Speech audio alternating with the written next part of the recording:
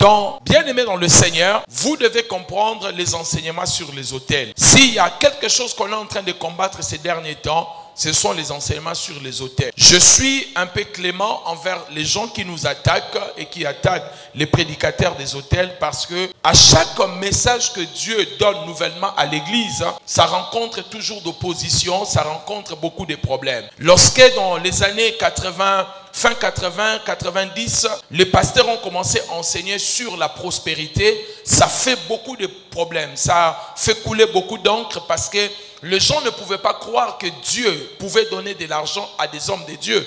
Les hommes de Dieu ne pouvaient pas être prospères, parce que servir Dieu, c'était l'image de la pauvreté, l'image du malheur, l'image de l'indulgence et toutes ces choses-là. Et le fait que les gens commençaient à parler de la prospérité et que Dieu prenait plaisir à la prospérité des serviteurs de Dieu et de ses enfants, les pasteurs commençaient à devenir de plus en plus riches, le chrétien commençait à prospérer. Ça posait un vrai problème. Jusqu'aujourd'hui, les gens attaquent en disant l'évangile de la prospérité. L'évangile de la prospérité n'existe pas. Il n'y a que l'évangile. Mais dans cet évangile, le Christ, il s'est fait pauvre pour nous rendre riches. Il n'y a pas l'évangile de guérison, de délivrance, l'évangile de la prospérité. C'est le maître qui a tout accompli et il nous a donné la délivrance, il nous a donné la prospérité, il nous a donné toutes ces choses-là. Et pour attaquer le message de la prospérité, ils ont commencé à parler de l'évangile de la prospérité. Idem, lorsque Dieu a soufflé la connaissance sur les autels, sur le mystère des autels, ceux qui n'ont pas encore maîtrisé ces choses ne font qu'attaquer le prédicateur qui enseigne sur les autels. Cependant, même qui attaquent le prédicateur se retrouve dans des hôtels. Nous avons vu Dieu faire beaucoup de choses. Nous avons vu Dieu délivrer des pasteurs des hôtels de famille, parce que ces hôtels existent. Et alors, mes bien-aimés dans le Seigneur, lorsqu'on parle de l'hôtel, dans cette église, on ne peut plus enseigner et définir qu'est-ce que c'est un hôtel. Mais j'aimerais vous dire, mes bien-aimés dans le Seigneur, dans chaque hôtel, il y a une voix. Il y a une voix dans chaque hôtel. Nous sommes dans Genèse chapitre 28. Genèse chapitre 28, la Bible nous dit, Jacob est en train de fuir son frère Ésaü. Et Jacob se retrouve dans un endroit qu'on appelait Luz ou Bethel. Et quand il se repose dans cet endroit-là, il voit le ciel ouvert, voyant les anges monter et descendre. Et il ne comprenait pas qu'est-ce qui s'est passé. Mais c'est dans le même endroit, quand vous lisez dans Genèse 12, son grand-père était passé par là il y a des années, plusieurs années auparavant, et il avait bâti un hôtel dans cet endroit. Et cet endroit où l'hôtel était bâti est resté un mémorial familial, un endroit où les esprits sont descendus de manière permanente pour les gens ici de cette famille. Et quand Jacob passait par là, l'hôtel l'a reconnu. Mais remarquez maintenant, quand l'hôtel a identifié Jacob, l'hôtel a commencé à parler. Voici ce qui sortait de l'hôtel, de cet endroit-là. Dieu était en train de parler en disant, je suis le Dieu de ton père. Et la voix qui sort de l'autel, on appelle cela réclamation. La voix qui sort de l'autel, c'est ce que nous appelons la réclamation. Qu'est-ce que c'est une réclamation?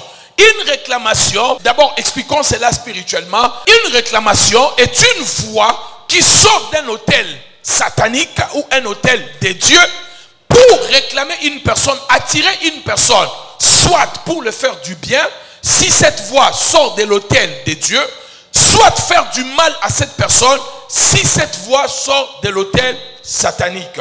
C'est ce que nous appelons la réclamation. C'est la voix qui sort de l'autel pour appeler quelqu'un dont son ancêtre est enregistré, son ancêtre a bâti un autel. Et ainsi, mes bien-aimés, dans chaque réclamation, quand il y a une réclamation, sachez-le qu'il y a un droit. Est-ce que vous pouvez réclamer quelque chose qui ne vous appartient pas? Non.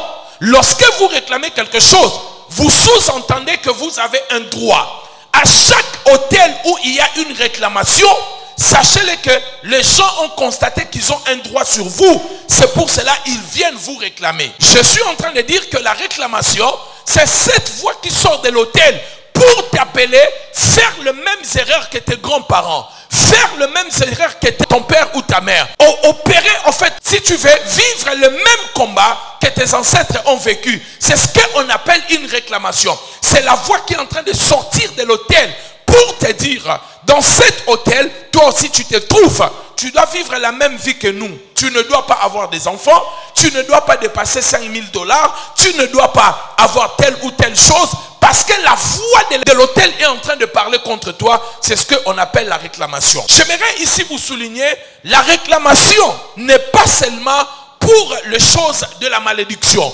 La réclamation peut être aussi dans la bénédiction. Si vos ancêtres ont bâti des autels de Dieu, comme Abraham, il avait bâti des autels pour Dieu, il a servi Dieu et ses enfants ont été réclamés pour la bénédiction. À l'instar d'Isaac dans Genèse chapitre 26, Dieu vient voir Isaac dans un moment de la famine.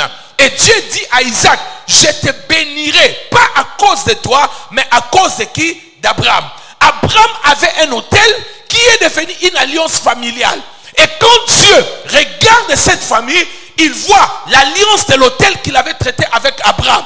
Et la voix de l'autel qui est la réclamation, elle réclame maintenant quelqu'un de la famille d'Abraham pour lui dire, je vais te bénir. Ainsi de suite, vous allez voir, très souvent, lorsque l'Israël était face à un problème, l'autel d'Abraham, la voix de l'autel d'Abraham réclamait soit la victoire ou la bénédiction. Les enfants d'Israël dans Exode, ils étaient en train de souffrir en Égypte. À l'époque, ils étaient des Hébreux. La Bible dit, Dieu dit, j'ai entendu vos souffrances.